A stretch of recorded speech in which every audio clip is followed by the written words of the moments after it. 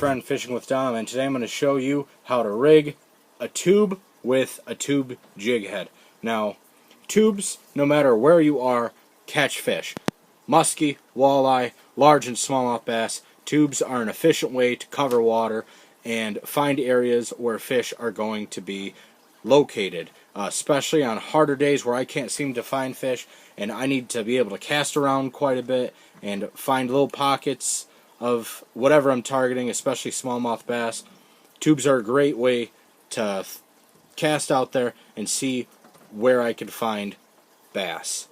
Now, with tubes, you have to use a tube jig head if you want to fish them like a jig. You can run these as a Texas rig, you can Carolina rig them.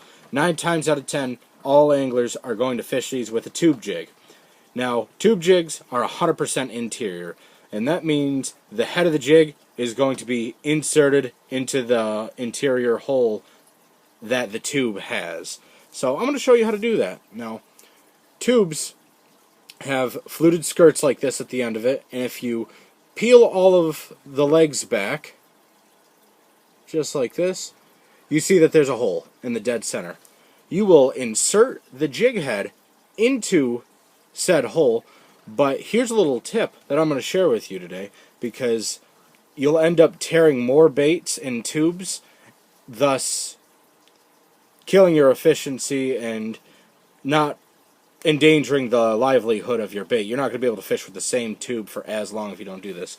What I'll do is I will add a drop of fish attractant inside the tube as lubricant so the jig will slide right in there. So I'm going to take just one single drop and I will place it right down into the center hole of the plastic, and I'm going to take the tube jig head and I'm just going to insert it.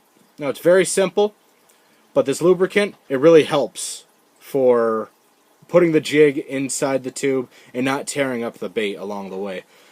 Now, you're just going to put that right up in there and just slide it on in. Now, we'll fix that little skirt. Now we're about 90% of the way done. You'll see this hump where the eyelet needs to be. You'll just push down on the plastic along that hump where the eyelet for the jig will be. There we go. That'll be exposed. You'll be able to tie to it.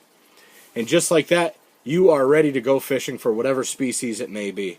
Now, this is the 4-inch Berkley Havoc Smash tube. It was designed by Bassmaster Elite Angler Mike Iaconelli. I love these tubes. I catch a lot of smallmouth bass with them on the Saginaw Bay and Lake St. Clair. If you haven't given tube fishing a shot, I highly recommend trying it. Now, as far as my recommendations for fishing with tubes, a 1/4 ounce is almost the heaviest I will go when fishing with a tube. A lot of the times, I'll have an 1/8 or 1/16 ounce jig head on, unless I'm fishing much deeper. Then sometimes I'll go up to 3/8 or even a half if I'm really trying to cover deeper water. But there you go. That's how you rig a tube. A drop of lubricant really goes a long way. In this case, less is more. I only used 1 drop and it slid right in there. And this tube, year-round, it's ready to catch fish. I hope you enjoyed this video and learned a thing or two along the way. If you have any comments or suggestions, please let me know. Thank you for watching Fishing with Dom. Bye-bye.